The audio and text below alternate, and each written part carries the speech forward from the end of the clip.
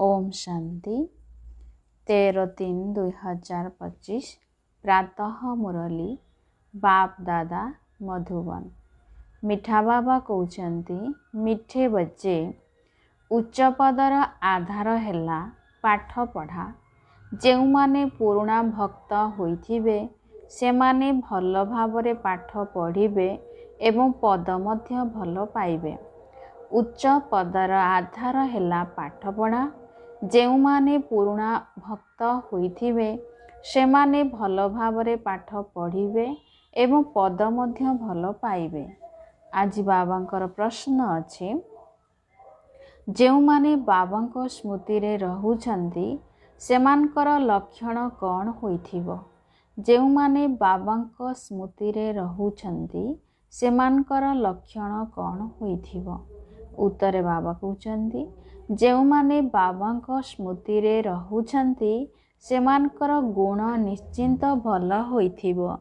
सेमानको मध्यरे पवित्रतार एवं राजकीयतार वृद्धि हेउथिबो। सेमाने परस्पर सहित मिठा क्षीरखंड होई रहिबे। अन्य को न देखी निजको देखिबे। सेमानक बुद्धि रे रहिबो, जे करिबो से पाइबो। ओम शांति। बाबा तुम मानको बुझाउछंती जे भारतर जेउ आदि सनातन देवी देवता धर्म थिला तार शास्त्र हेउछि गीता। ए गीता किए सुनाइछंती? ए कथा केही जानि नाहंती। ए सबु ज्ञानर कथा। बाकी एही होली इत्यादि आमर पर्व नुहे। ए सबु भक्ति मार्गर पर्व। पर्व हेला एकमात्र त्रिमूर्ति शिव जयंती बास। केवल शिव जयंती बोली मध्य केबे भी कहिबा उचित नुहे। सेथिरे त्रिमूर्ति अक्षर न लेखिले मनुष्य बुझी पारिबे नाही।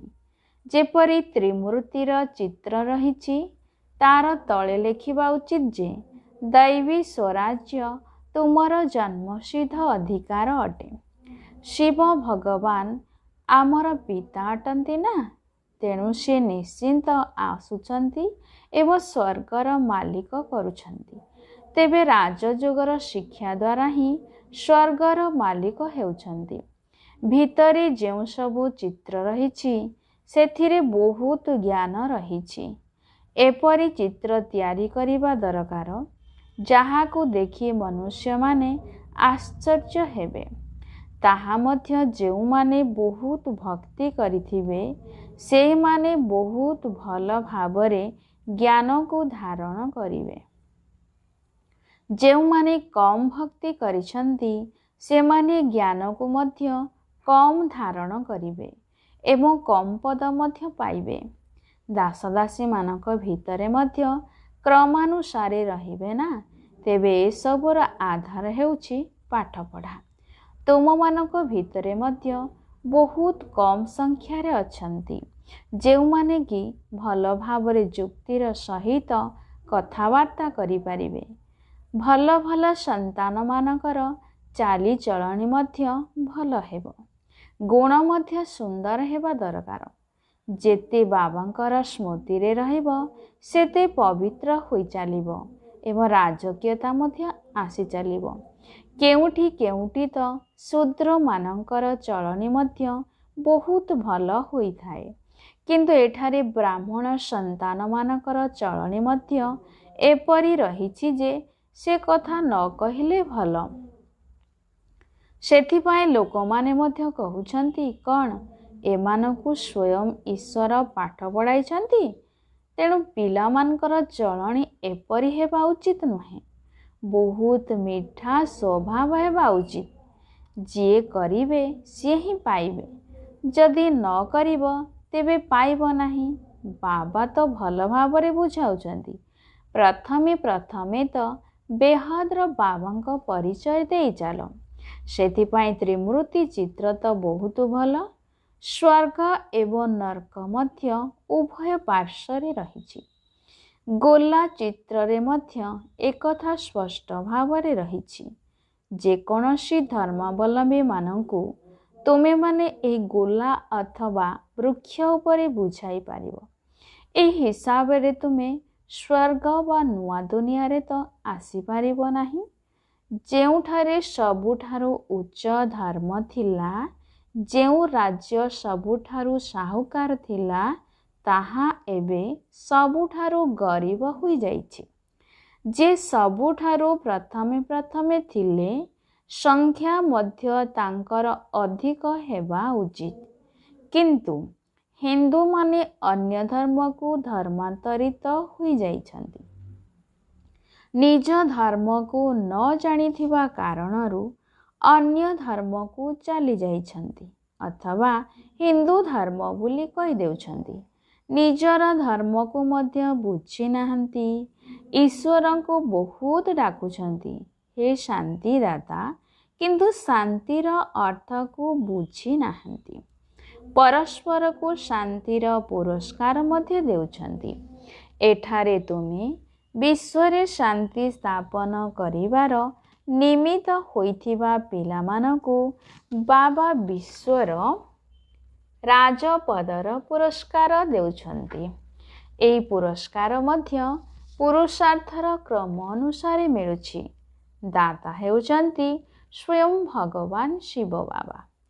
କେତେ ବଡ଼ ପୁରସ୍କାର ଦେଉଛନ୍ତି? ସୂର୍ଯ୍ୟବଂଶୀ ବିଶ୍ୱର ରାଜତ୍ୱ। ଏବେ ତୁମ ପିଲାମାନଙ୍କ ବୁଦ୍ଧିରେ ସାରା ବିଶ୍ୱର ଇତିହାସ, ଭୂଗୋଳ, ବର୍ଣ୍ଣ ଆଦିର ଜ୍ଞାନ ସବୁ ରହିଛି।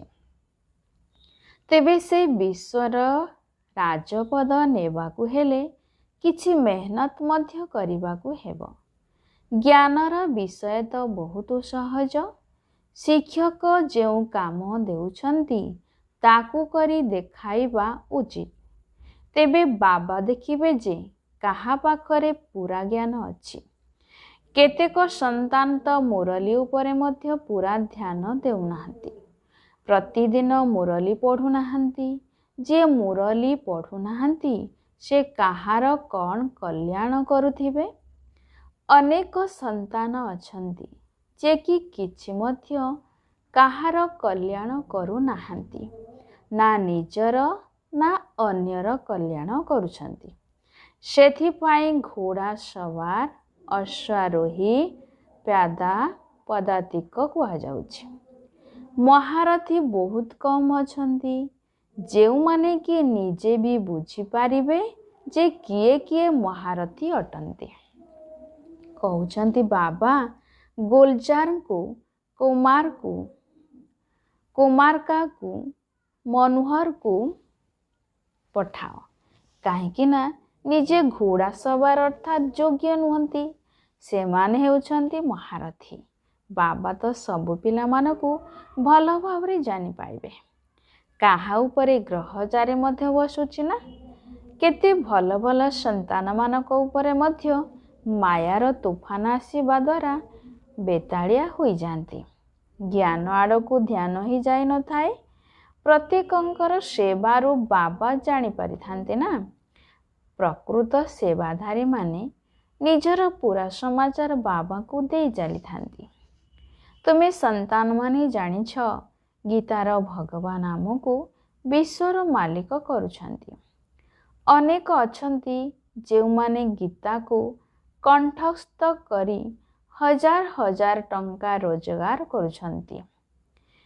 ତୁମେ ହେଉଛ ବ୍ରାହ୍ମଣ ସମ୍ପ୍ରଦାୟର, ଯେଉଁମାନେ କି ଦୈବୀ ସମ୍ପ୍ରଦାୟ ହେବାକୁ ଯାଉଛ। ଈଶ୍ୱରଙ୍କ ସନ୍ତାନ ବୋଲି ସମସ୍ତେ ନିଜକୁ କହୁଛନ୍ତି, ପୁଣି କହିଦେଉଛନ୍ତି ଆମେ ସମସ୍ତେ ଈଶ୍ୱର ଅଟୁ। ଯାହାକୁ ଯାହା ଆସିଲା ତାହା କହିଦେଉଛନ୍ତି। ଭକ୍ତି ମାର୍ଗରେ ମନୁଷ୍ୟମାନଙ୍କର ଅବସ୍ଥା ଦେଖ କିପରି ହୋଇଗଲାଣି।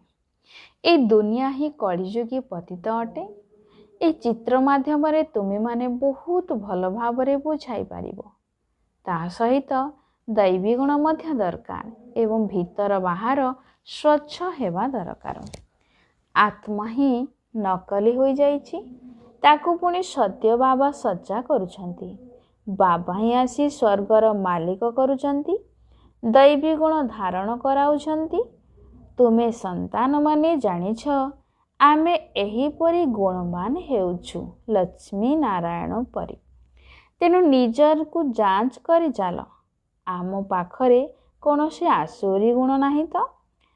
ଚାଲୁ ଚାଲୁ ମାୟାର ଚାପୁଡ଼ା ଏପରି ଲାଗିଯାଉଛି ଯେ ଏକଦମ ତଳେ ପଡ଼ିଯାଉଛନ୍ତି।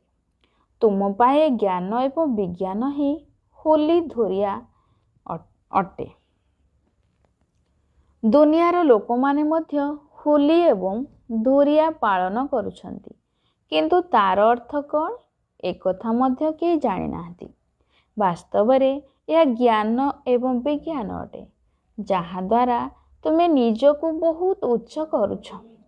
ସେମାନେ ତ କ'ଣ କ'ଣ ସବୁ କରୁଛନ୍ତି, ଧୂଳି ପକାଉଛନ୍ତି, କାହିଁକି ନା ଏହା ହେଉଛି ରୌରବ ନର୍କ।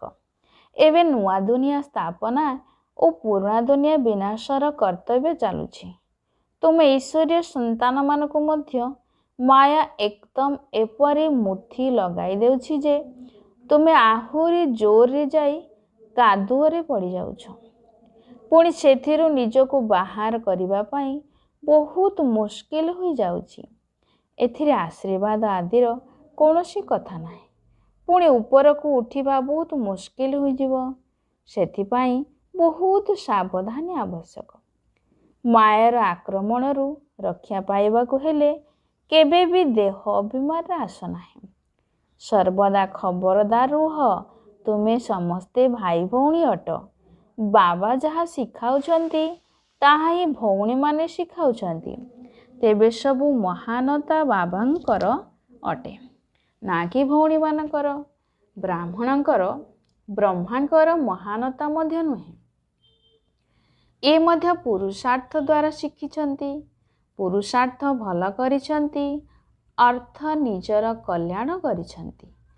ଆମକୁ ମଧ୍ୟ ଶିଖାଉଛନ୍ତି, ତେଣୁ ଆମେ ମଧ୍ୟ ନିଜର କଲ୍ୟାଣ କରିବା। ଆଜି ହେଲା ହୋଲି, ଏବେ ହୋଲିର ଜ୍ଞାନ ମଧ୍ୟ ଶୁଣାଉଛନ୍ତି। ଜ୍ଞାନ ଏବଂ ବିଜ୍ଞାନ। ପାଠପଢ଼ାକୁ ନଲେଜ କୁହାଯାଉଛି। ବିଜ୍ଞାନ କ'ଣ ଏ କଥା କେହି ଜାଣିନାହାନ୍ତି। ବିଜ୍ଞାନ ଜ୍ଞାନଠାରୁ ମଧ୍ୟ ଊର୍ଦ୍ଧ୍ୱରେ ରହିଛି। ଜ୍ଞାନ ତୁମକୁ ଏଇଠାରେ ମିଳୁଛି, ଯାହାଦ୍ୱାରା ତୁମେ ପ୍ରାରବ୍ଧ ପାଉଛ। ବାକି ତାହା ହେଲା ଶାନ୍ତିଧାମ। ଏଠାରେ ଅଭିନୟ କରି କରି ଥକିଗଲେ ପୁଣି ଶାନ୍ତିକୁ ଯିବାକୁ ଚାହିଁଥାନ୍ତି। ଏବେ ତୁମ ବୁଦ୍ଧିରେ ଚକ୍ରର ଜ୍ଞାନ ରହିଛି।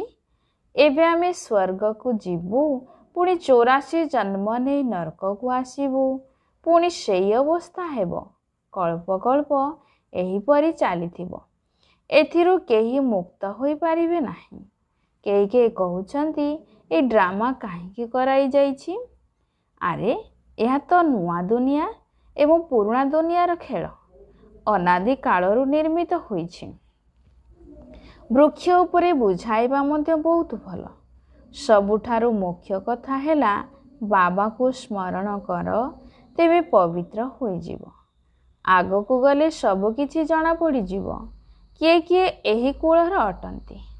ଯେଉଁମାନେ ଅନ୍ୟ ଧର୍ମକୁ ଧର୍ମାନ୍ତରିତ ହୋଇଯାଇଛନ୍ତି ସେମାନେ ମଧ୍ୟ ବାହାରି ଆସିବେ। ଯେତେବେଳେ ସମସ୍ତେ ଆସିଯିବେ ସେତେବେଳେ ମନୁଷ୍ୟମାନେ ଆଶ୍ଚର୍ଯ୍ୟ ହୋଇଯିବେ। ସମସ୍ତଙ୍କୁ ଏଇ କଥା କହିବାକୁ ହେବ ଯେ ସମସ୍ତେ ଆସିଯିବେ। ଦେହ ଅଭିମାନକୁ ତ୍ୟାଗ କରି ଏବେ ଦେହୀ ଅଭିମାନୀ ହୁଅ। ତୁମେମାନେ ପାଠପଢ଼ା ହିଁ ବଡ଼ ପର୍ବ ଅଟେ।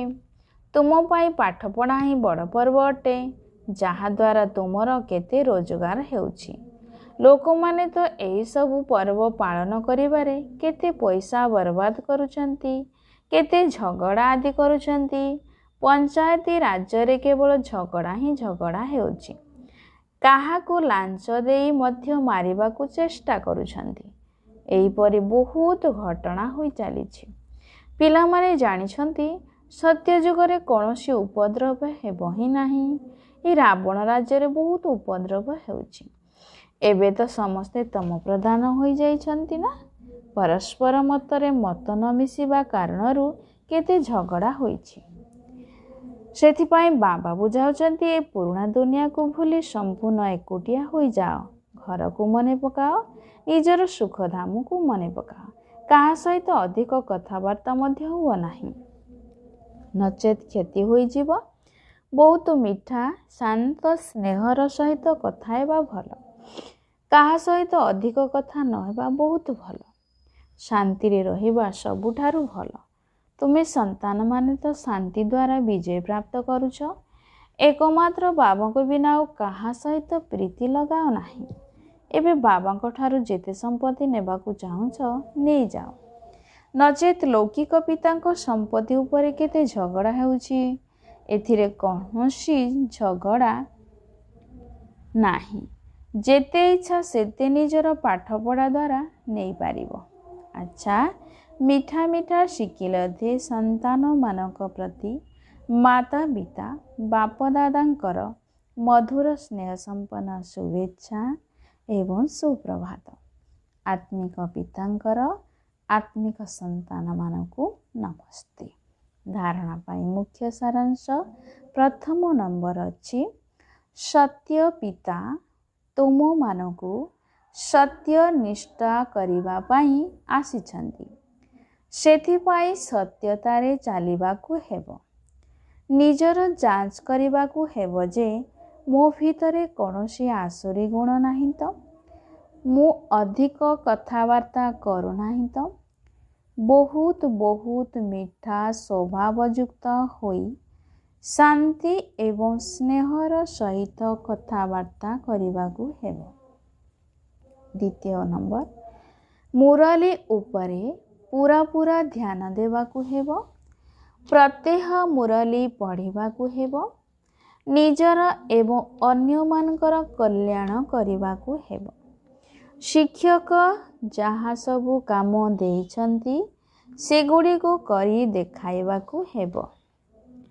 आज वरदाता बाबांकर वरदान अछि होली शब्दर अर्थ को जीवन रे धारण करी पुरुषार्थर बेग को तीव्र करुथिबा तीव्र पुरुषार्थी हुआ। होली शब्दर अर्थ को जीवन रे धारण करी पुरुषार्थर बेग को तीव्र करुथिबा तीव्र पुरुषार्थी हुआ। विस्तारे बाबा कहउछंती होली अर्थात जेउ कथा होईगला बा बीतीगला ताकू संपूर्ण रूपे समाप्त करिदेबा बा भूली जिबा। बीती को बीती करी आग को बढ़ी जिबा, एहा ही हेउछि होली पालन करिबा। बीती जाइथिबा कथा एभଳି अनुभव हेउ जेपरि बहुत पुरुणा अन्य कोनोसी जन्मर कथा। जेतेबेले तुम मानकर स्थिति एही भଳି होइजिब सेतेबेले पुरुषार्थर बेग बहुत तीव्र होइजिब। तेणु निजर हेउआ अन्य काहार हेउ बीती जाइथिबा कथा को केबे भी चिंतन कर नाही कि मन भीतरे रख नाही। वर्णना तो आदो करिवार नाही। तेबे जाई तीव्र पुरुषार्थी होई पारिबो। स्लोगान रे बाबा कहले स्नेह ही सहयोगर आधार अटे।